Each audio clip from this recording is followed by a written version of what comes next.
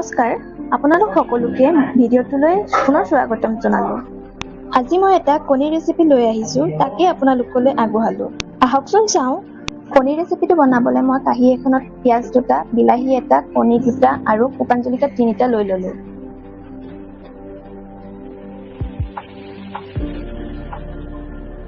এতিয়া মই পিঁয়াজ দুটা সৰু সৰুকৈ কাটি ল'লোঁ।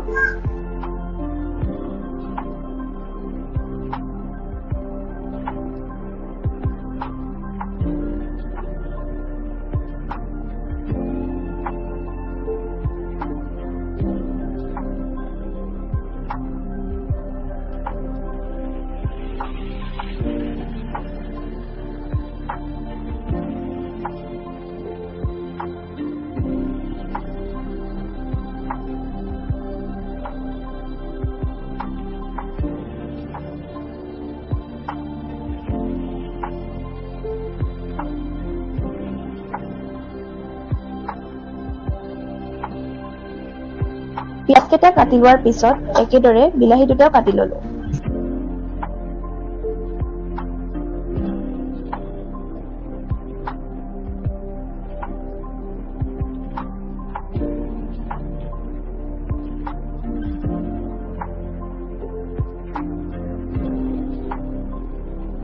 বিলাহীটো কাটি হোৱাৰ পিছত ৰেচিপিটো বনাবলৈ বাটি এটাত কণী দুটা ভাঙি ল'লোঁ।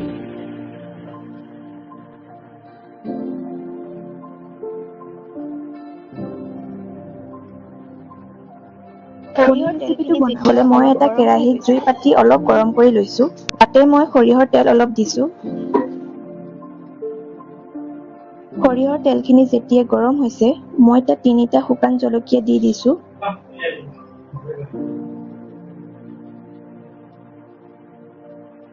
ইয়াৰ পিছত মই কাটি লোৱা পিঁয়াজখিনি তেলখিনিত দি দিছোঁ।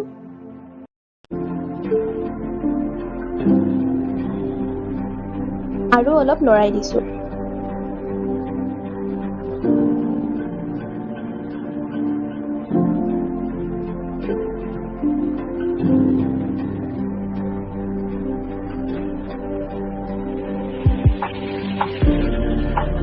এতিয়া পিঁয়াজখিনি আধা ভাজা হোৱাৰ পাছত ইয়াত কাটি থোৱা বিলাহীখিনি দি দিম।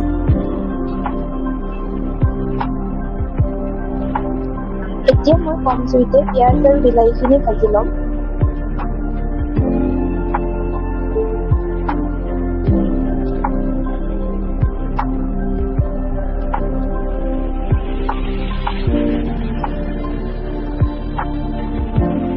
এনেকুৱাতে মোৰ আন্দাজ মতে নিমখ অলপ মিলাই দিছোঁ।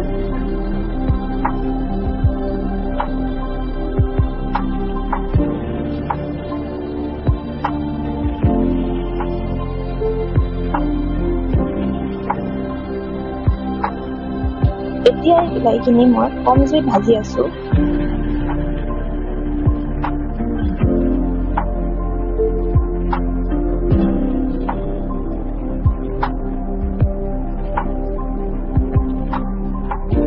এতিয়া মই এই সময়খিনিতে ধনিয়া গুৰি আধা চামুচ মিলাই দিছোঁ।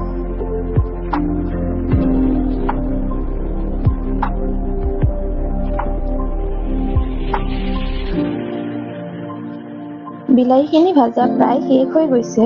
এতিয়া মই ইয়াতে কণী দুটা দি দিম।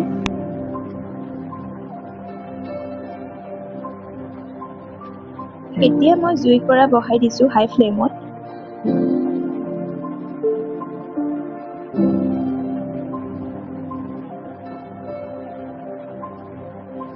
তাৰপিছত কণীকেইটা অলপ সময় ভাজি আছোঁ। এতিয়া কণীকেইটা প্ৰায় 80% হৈ গৈছে।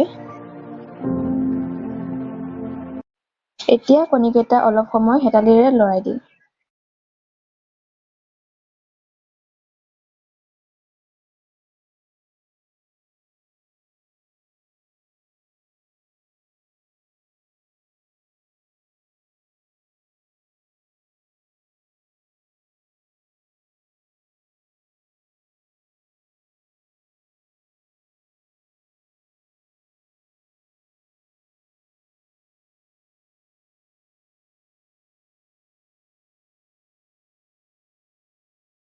এতিয়া আমাৰ কণী ৰেচিপিটো প্ৰায় হৈ আহিল।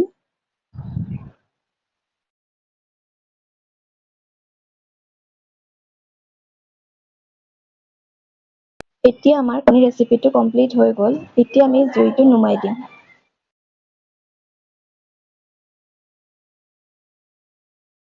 চাওকচোন আমাৰ ৰেচিপিটো কিমান ধুনীয়া লাগিছে। যদি মোৰ ভিডিঅ'টো ভাল লাগিছে এটা লাইক আৰু ছাবস্ক্ৰাইব কৰি দিব।